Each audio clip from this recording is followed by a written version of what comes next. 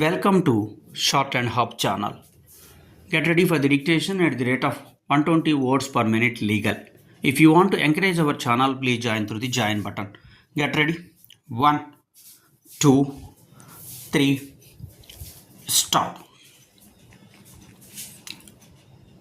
Within the busy corridors of the Vijayawada District Court, a particularly complex mortgage conflict registered as OS 452 of 23 has become a recalcitrant fixture on the judicial calendar.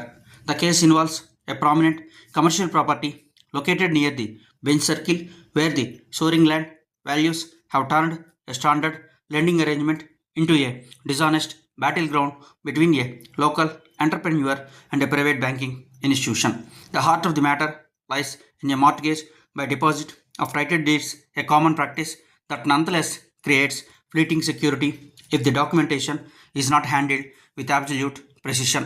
The plaintiff, a long-time resident of the city, contends that the bank's sudden move to initiate foreclosure was a gloomy turn of events for his family owned business. He argues that the lender failed to follow the choosy requirements set forth in the Transfer of Property Act, specifically regarding the mandatory notice periods. The bank, represented by a legal team known for its combative approach to recovery, maintains that the default was a deliberate choice by the borrower.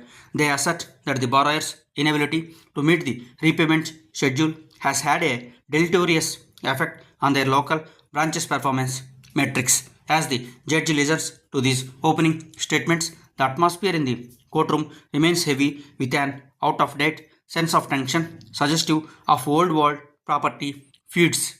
The legal arguments began with an attempt by the defense to dismiss the suit on the grounds of maintainability under the SURFACE Act. However, the plaintiff's counsel provided a rebuttal, pointing out that the civil court retains jurisdiction when fraud is specifically alleged in the initial pleadings. The dispute centers on whether the mortgage was a clog on the equity of redemption, a concept that prevents lenders from creating hungry terms that make it impossible for a borrower to reclaim their property. To support this, the plaintiff cited the landmark Supreme Court judgment in Narandas versus S.A. Kamtam 1977, which clarifies that the right to redeem remains insidious until the sale is actually completed by registration. This citation provided a long winded moment of clarity in an otherwise dark sea of technical jargon. Furthermore, the court had to address the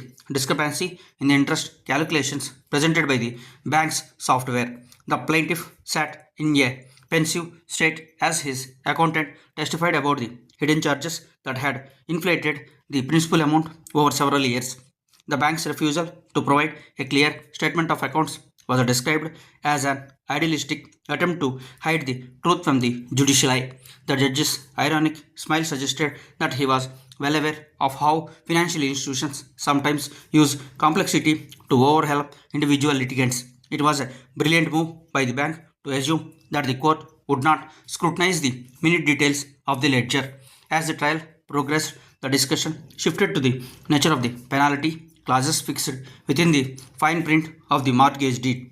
The plaintiff's lawyer argued that his client should not be forced to fluctuate between losing his livelihood and paying illegal fees. The court then considered the remarks made by the bank manager during a previous mediation attempt, which were caught on a digital recording. A circumspect review of the evidence suggested that the bank may have had a plan to acquire the property for its own expansion project. This revelation prompted an effusive apology from the bank's lead counsel, though the damage to their credibility was already done. The courtroom, filled with a social crowd of junior advocates and curious onlookers, grew silent when the topic of the Suraj Lamp judgment was raised. The Supreme Court in Suraj Lamp versus and Industries Private Limited versus State of Haryana 2012 ruled that sales via general power of attorney do not convey title, making the bank's reliance on such documents a hapless strategy.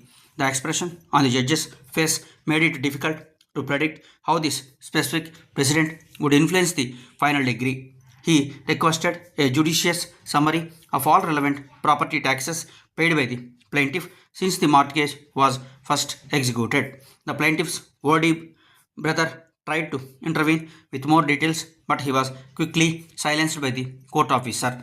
The afternoon session was brought a resonant argument regarding the Vijay Durla case in Vijay Durla versus Durga Trading Corporation 2021. The Supreme Court discussed the non-arbitrarity of certain mortgage disputes, which added a still sense of finality to the civil court's authority. The tranquil settings of the judges' chambers provided the venue for a brief meeting where a settlement was suggested. However, the bank's representative refused to lower the demand, citing national policy as his shield.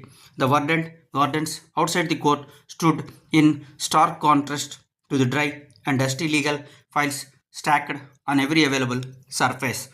Stop. If you want to get more updates, please subscribe our channel. If you want to encourage our channel, please join through the join button. Thank you.